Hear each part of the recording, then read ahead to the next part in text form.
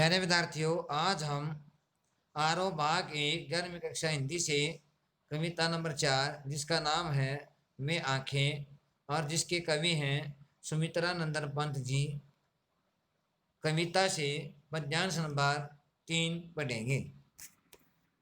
देखिए, सबसे पहले प्रसंग।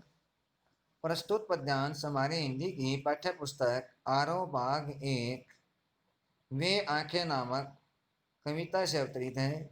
इसके कवि सुमित्रा नंदन पंत जी हैं, जो एक किसान की दयनीय दशा का वर्णन करते हुए कहते हैं और महाजन द्वारा दिए गए कष्टों का, जो किसान को कष्ट दिए गए उनका वर्णन करते हुए कहते हैं। व्याख्या। बिका दिया घर द्वार, महाजन ने न ब्याज की कौड़ी छोड़ी। इसमें कवि कहते हैं कि महाजन द्वारा जो किसान ने ऋण लिया था, जो कर्ज लिया था, उस महाजन ने, दूसरी लाइन की पहली हिंदी में, महाजन ने न ब्याज की कौड़ी छोड़ी। उस महाजन ने मूलधन तो के साथ साथ जो ब्याज था उस ब्याज को भी थोड़ा सा नहीं छोड़ा, जिसके कारण बिका दिया घर द्वार, जिसके कारण उस किसान के घर और दीवार बिकवा दिए। रह रहे आंखों में चुभती वह कुरक हुई मर्दों की जोड़ी।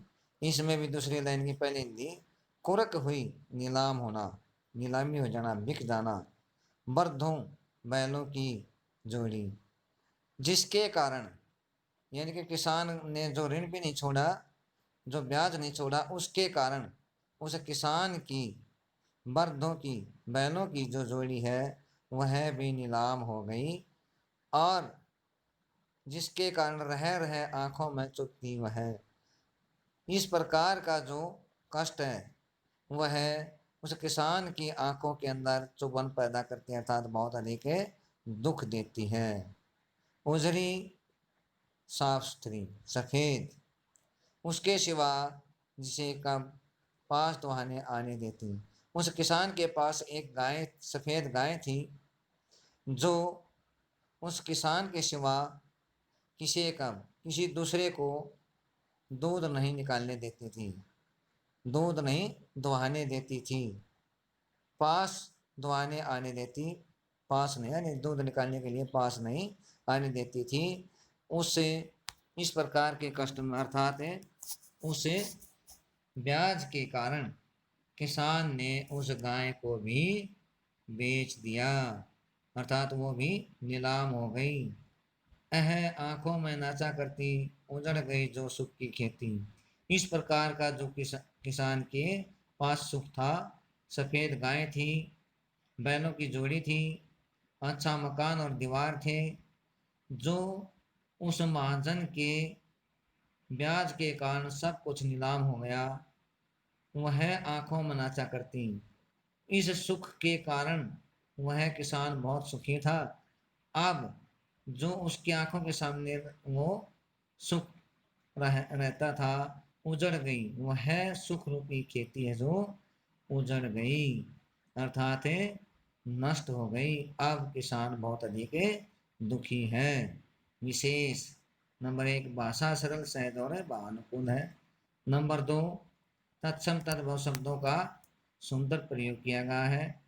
नंबर 3 अनुप्रास अलंकार का सुंदर प्रयोग हुआ है। नंबर 4 वर्णात्मक शैली का भी सुंदर प्रयोग दिखाई देता है। नंबर 5 किसान की दयनीय दिशा का वर्णन किया गया है। नंबर 6 उजड़ जाना, आंखों में नाचना। इस प्रकार के मुहावरों ने इस पद्यांश को बहुत ही सुंदर बना दिया है। प्यारे विद्यार्थियों, गृह कार्य में इस पद्यांश को अच्छी तरह से समझना है, सप्रसंग विशेष सहित व्याख्या करनी है।